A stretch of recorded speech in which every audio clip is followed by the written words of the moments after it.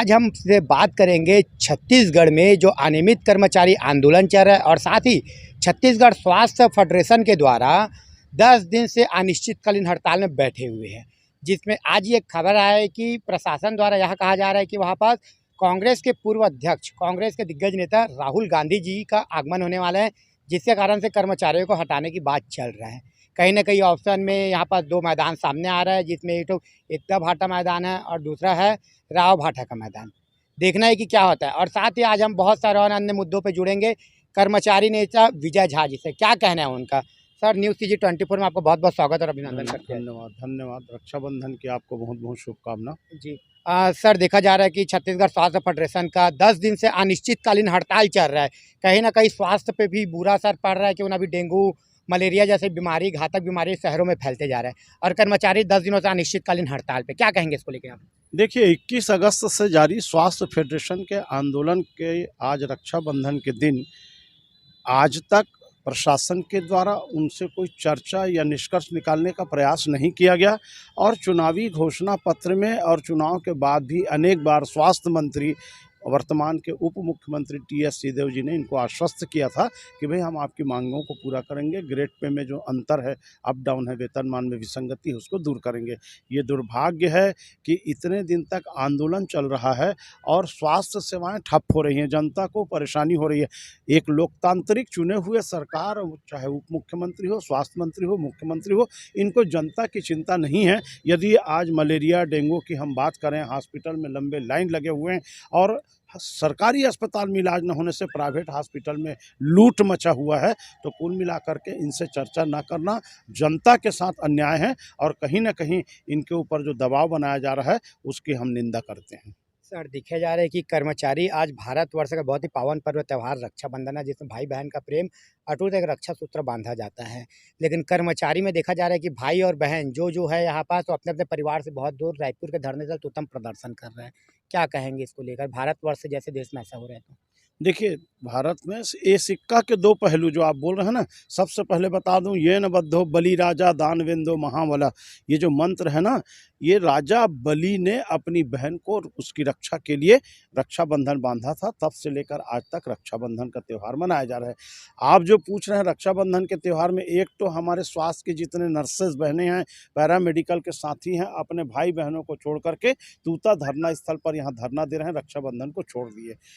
दूसरी ओर महिलाएं, मुख्यमंत्री चूँकि प्रदेश के मुखिया हैं, मुख्यमंत्री हैं, उनको रक्षाबंधन बांधेंगे और हम उसकी बहन है, हमारी रक्षा करेंगे करके सीएम हाउस में बहुत सारी महिलाएं गई, वहां पुलिस उनको खदेड़ दिया, भगा दिया। बताइए, भारत में ऐसा कौन भाई होगा जो अपनी बहन को रक्षा करने के लिए रक्षाबंधन बांधने के बजाय उसको भगा दे। हम इसकी निंदा करते हैं। कहीं ना कहीं आज रक्षाबंधन के माध्यम से मुख्यमंत्री उनसे मिलते तो शायद कहीं कुछ समस्या का निदान होता, लेकिन ऐसा न कर पुलिस के माध्यम से उनको भगा दिया गया, खदेड़ा गया। ये निंदनीय है। रक्षाबंधन का एक प्रकार से अपमान है।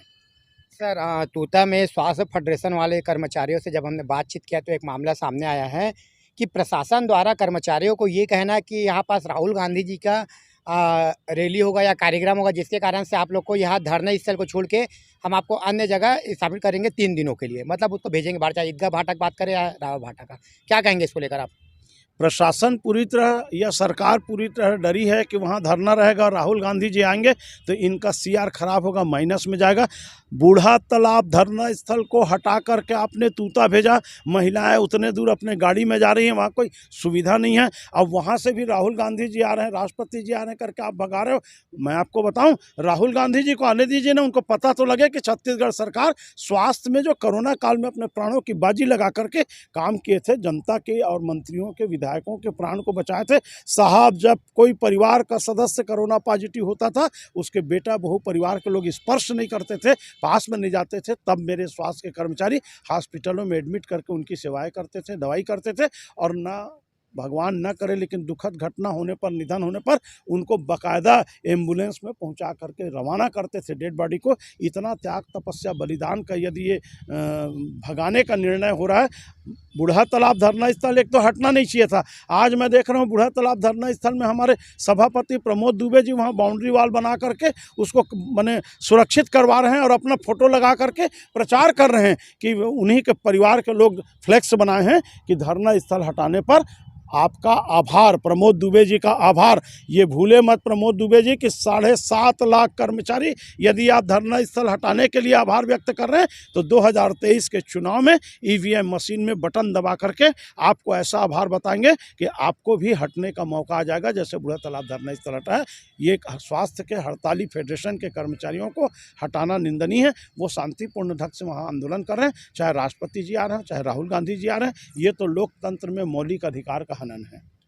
सर, अब हम बात करेंगे अनियमित कर्मचारी को ले लेते हैं, इस अंशकालीन स्कूल सफाई कर्मचारी को ले लेते हैं, रसोइया को ले लेते हैं, या गौ सेवा को ले लेते हैं, आईटीआई को ले लेते हैं। क्या इन सब जितने भी कर्मचारी हैं, इनके मांगों को क्या लगता है आपको, सरकार आचार संहिता से पहले कुछ घोषणाएं कर सकती है और भी? अब आखिरी ओवर खेल रही है सरकार, और सरकार टीएस सिंहदेव जी मुख्यमंत्री के झगड़े में फंसी हुई है। ये अंशकालिक पूर्णकालिक स्कूल सफाई कर्मचारी, इनका कोई भी मांग अब पूरा होना नहीं है। सबको संतुष्ट करने के लिए 200-200, 300-300 रुपये दे करके उनको झुंझुना पकड़ाया गया।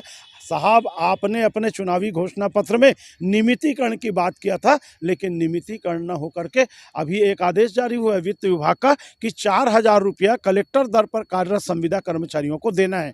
मैं बताऊं आपको कि 4,000 रुपया कैसे दे रहे हैं, ये झुंझुना पकड़ा रहे हैं, और अलग से देंगे सम्मान निधि के रूप में।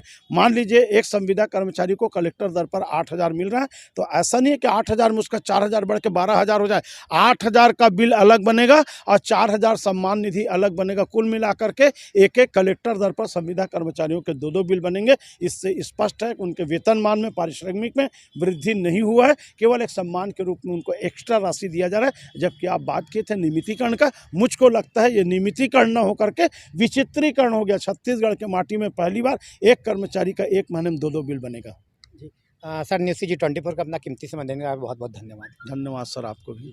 जिस प्रकार हम सीधे जुड़े थे कर्मचारी नेता विजय झा जी से, जिन्होंने बताया कि जिस प्रकार से स्वास्थ्य फेडरेशन का जो लगातार 10 दिन से अनिश्चितकालीन हड़ताल चल रहा है, जिसके कारण से छत्तीसगढ़ भर में जो आम जनता को जो स्वास्थ्य सुविधाएं मिल रही थी, कहीं ना कहीं वो लाभ अभी नहीं मिल पा रहा, जिसके कारण से आम जनता में भारी रोष है।